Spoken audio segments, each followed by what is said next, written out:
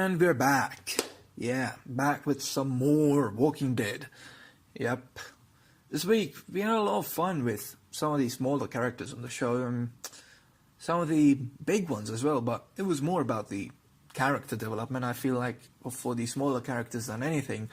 But anyhow, before jumping right into this episode, like every week, this is a podcast which consists of a whole lot of spoilery stuff from both the TV shows and the comics. So if you haven't caught up with any of that, just please go ahead and pause the video right here and come back when you've done so. Right, so now, this week, in my opinion, was one of the better episodes that I've watched for, Eugene.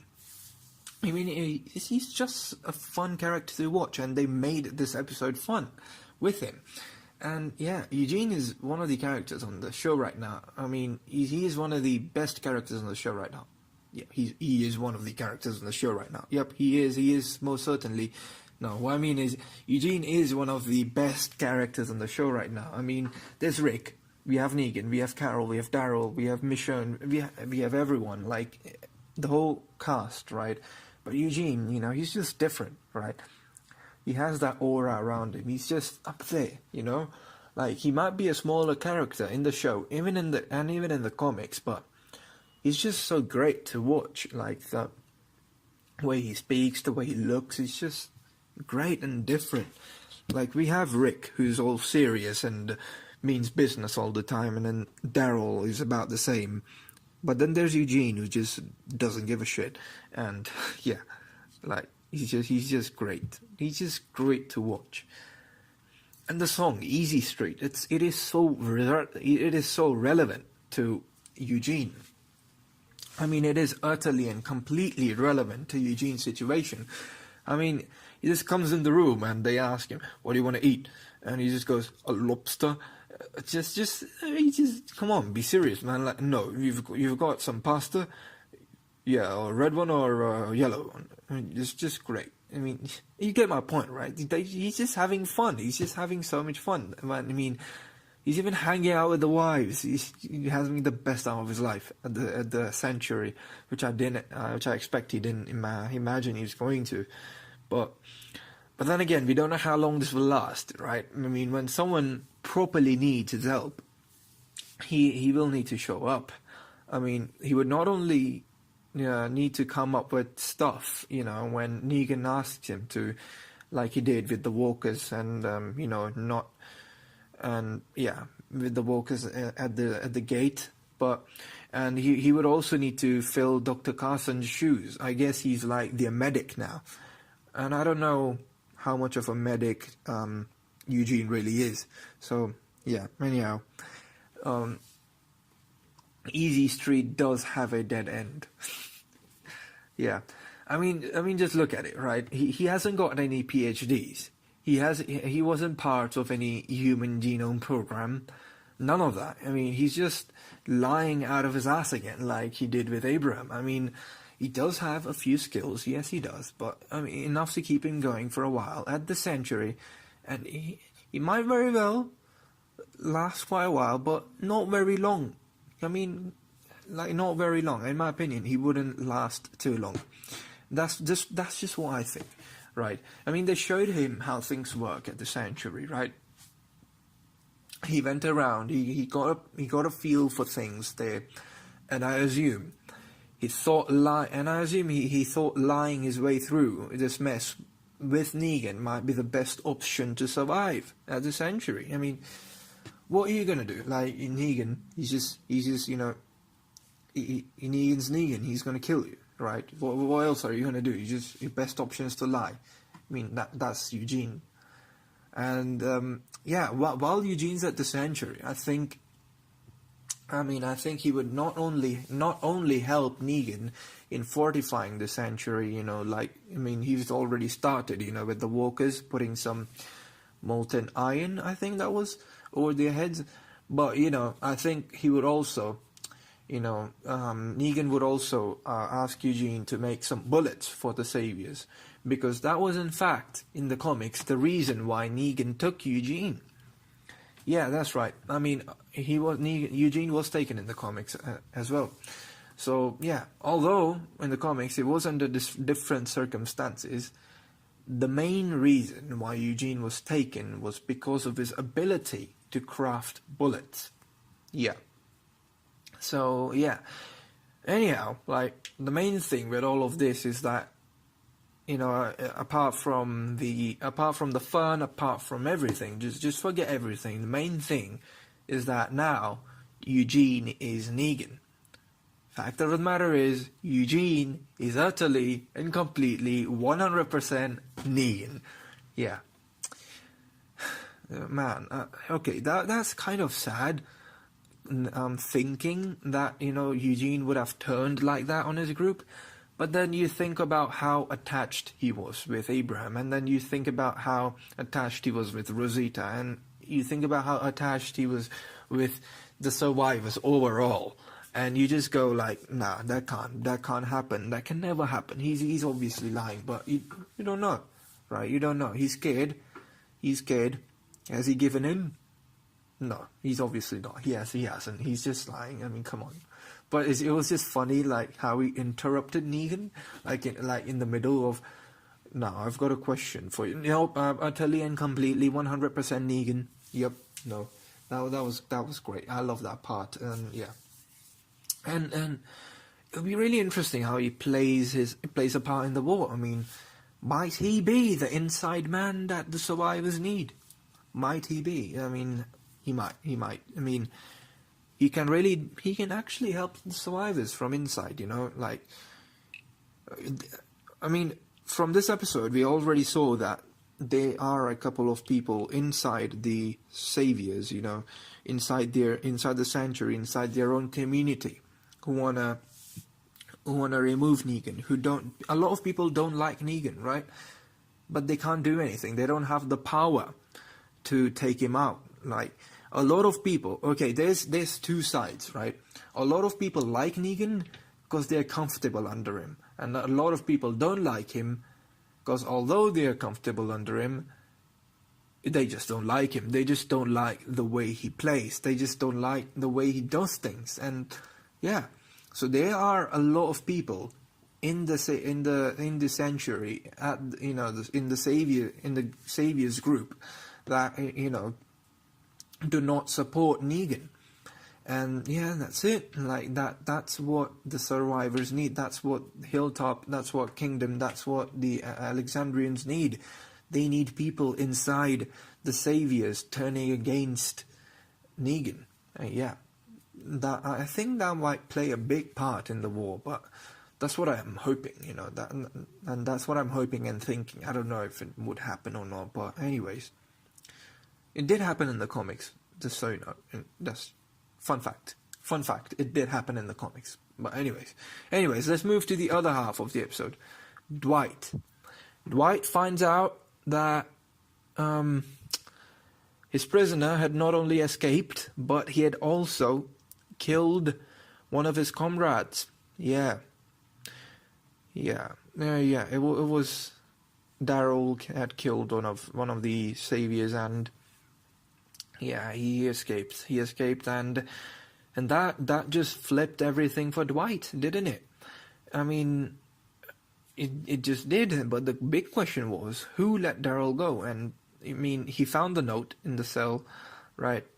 And I think he thought that, you know, with the handwriting and everything, that it might have been Sherry, but he wasn't sure. He wasn't sure himself.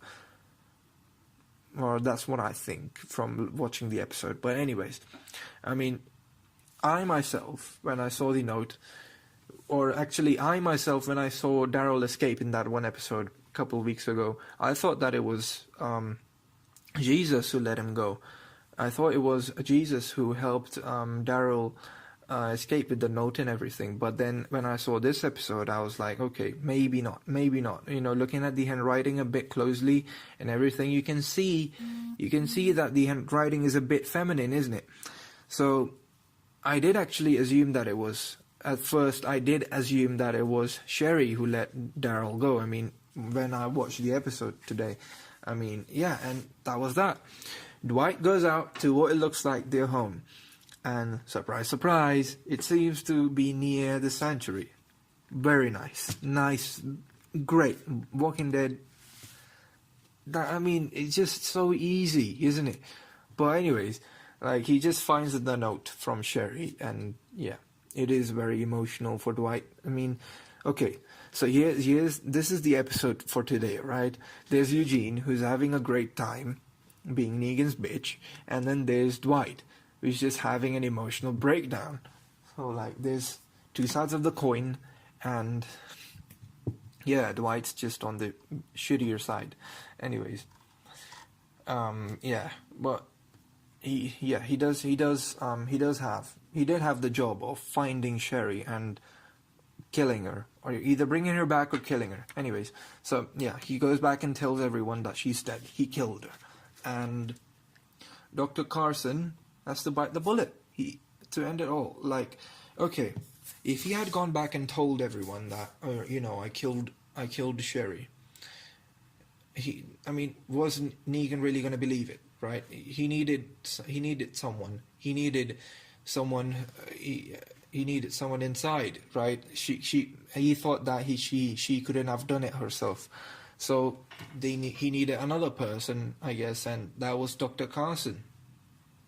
And yeah, so Dwight kind of lied to Negan about everything, and Dr. Carson, and yeah, it was sad, man. Like, the way he died, it was actually sad. I didn't expect it to happen like that. I mean, just throws him inside the freaking furnace.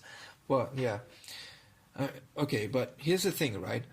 What happens when they, for instance, find Sherry? What happens? I mean, what if it's not the end of this story, right?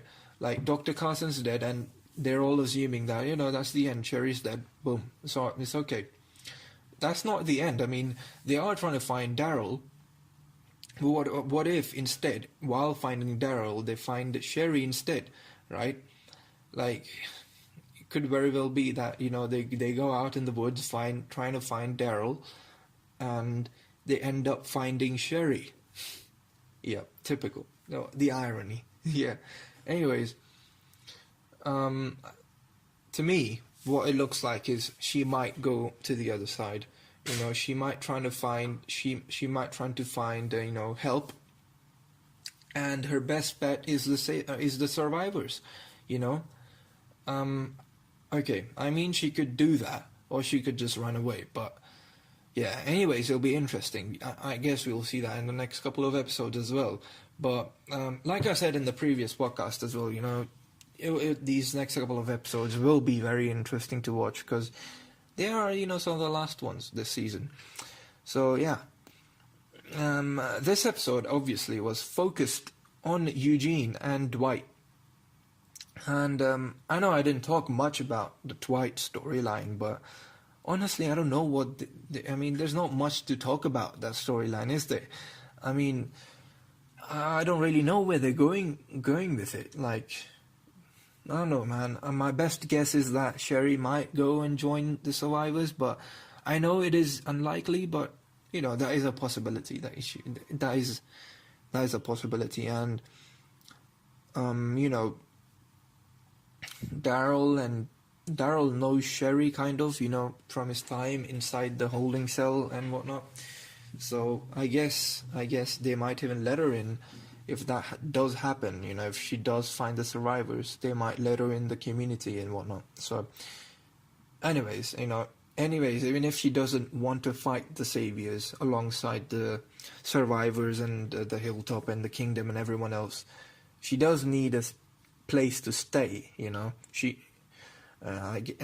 mean, if she married Negan just to live a comfortable life at the sanctuary, I'm assuming that she doesn't have too many survival skills. I mean, come on, like, if you've got to do that and go to Negan, I mean, I don't know, man. She might need to go to the survivors. Who knows? Okay, who knows? I'm rambling on too much. Okay. Anyhow, let's skip that part, right? Okay, apart from everything, right? I was expecting this episode to be kind of Rick and his group finding weapons, but it was more of catching up with the survivors. So that's not a bad thing, right? We want to catch up with the survivors, but I don't know, man. It wasn't a bad episode. I was just expecting more out of it. I mean, being one of the the last few episodes of the season, okay. There aren't too many more episodes left, all right? Me saying that, I've said that twice already. There's only 16 episodes every season, right? So we are already at episode 11, and them doing this side story, I don't know where they're going with it. I hope they keep going with the main storyline, and they keep building on that instead of making new side storylines. I just don't want it to go, I just don't want season 6 happening all over again, because in my opinion season 6 was very slow, right? And that's why a lot of people did not like it, and that's why a lot of people moved away. A lot of my friends, they stopped watching The Walking Dead because of it. And yeah, I don't want that to happen again. I want them to stick to the main storyline, stick to what we love watching. And yeah, and anyways, yeah, I guess we'll see more of survivors in the next episode. I have seen the trailer for it. I have seen it, and it looks like we have more survivors. We have more Alexandria, I guess. And yeah, with that, I want to bring this podcast to an end. And right, so I should be back around the same time next week. I mean, probably a day after The Walking Dead airs. And yeah, the video itself, again, like this week, will be uploaded around the same time as well, I guess. And anyways, if you did enjoy listening to this podcast today, leave a like and subscribe. And while you're there, you might as well click that bell icon. What that does is it helps you to, it notifies you. Not really helps you. It notifies you whenever I upload anything. So yeah. Anyways, thank you for listening. See you next time.